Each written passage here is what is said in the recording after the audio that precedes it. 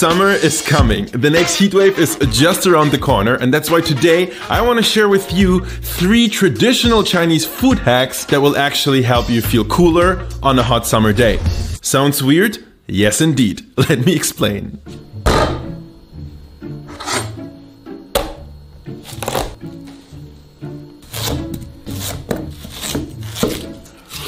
Here's the thing, aside from being delicious, there's another reason why people in China are eating watermelon during the summer. In traditional Chinese thinking, the lines between food and medicine are somewhat blurred. For example, every food item can be classified as either hot, warm, neutral, cool, or cold. And we're not talking temperature or spiciness here. No.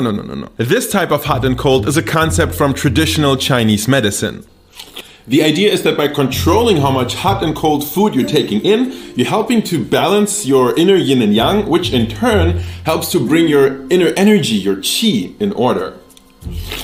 When I lived in Shanghai, we had this one crazy hot week. I'm talking 40+ degrees Celsius every day. And my Chinese friends sort of talked me into trying some of these cooling foods, and I did. And you know what? It totally worked. I definitely felt less hot after I ate those. At least I think so. The tricky part is that you never know which foods are considered hot and which ones are considered cold. This watermelon, for example, just like a cucumber, is considered cold. But so is shrimp and crab. Crab is super cold, actually. And on the hot side, you will find things like chili and ginger, which so far makes a lot of sense to me. But then why are things like avocado or lychee also considered hot? So the easiest cooling recipe I can share with you is a tea. It's super simple, just add chrysanthemum flowers and goji berries to a teapot, add a bit of rock sugar if you like, that's optional, and brew this for 10 minutes. Even without the sugar, it has a very mild and sweet taste, and not only is this great on a hot day, it will also help you feel lighter after a big meal. Next up is绿豆汤, or let's call this mung bean porridge in English. I'm sure you've had mung bean sprouts before, they're very popular, and this is what they grow out of. But we can also rinse these beans really well, then put them in a pot with a bit of water, let the beans fully absorb that on high heat, and now we add the full amount of water. That's 10 parts water to 1 part beans. Add a dash of vinegar. You won't actually taste it, but it will keep the color nice and green.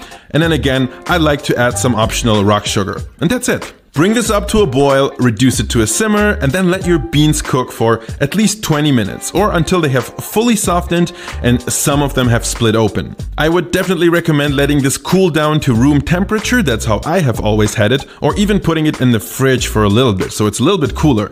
The flavor of this 绿豆汤 is very mild. It's quite pleasant and probably the most effective of these recipes when it comes to alleviating heat. Now let's move from the most effective to the most delicious of today's recipes. And that would be酸梅汤, which loosely translates to sour plum drink. This is hands down my favorite cold beverage of all time. That's the good news. The bad news being that you need a whole freak show of ingredients to pull this one off. Okay, let's start with the rarest ingredient, smoked plums. Not easy to find at all, but you can, fortunately, kind of sub them for other dried fruits like regular plums or apricots. Next, we will need some dried hawthorn, dried orange peel, and dried licorice root.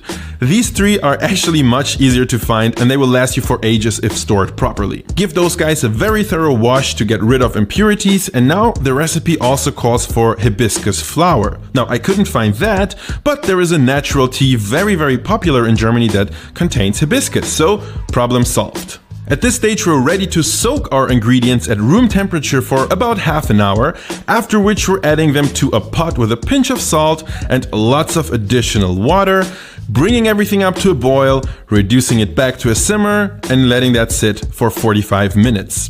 Now we can add rock sugar. Try using this golden yellow variety from the Chinese supermarket if you can. It has a very nice and mild aftertaste. Our final and kind of optional ingredients will be dried osmanthus flowers and some dried mint. I'm adding these guys at the end of this recipe so they add a gentle touch of fresh aroma rather than just getting lost in the big mix. After another 10 to 15 minutes of simmering, you can strain off the liquid, fill it in a bottle, et voila!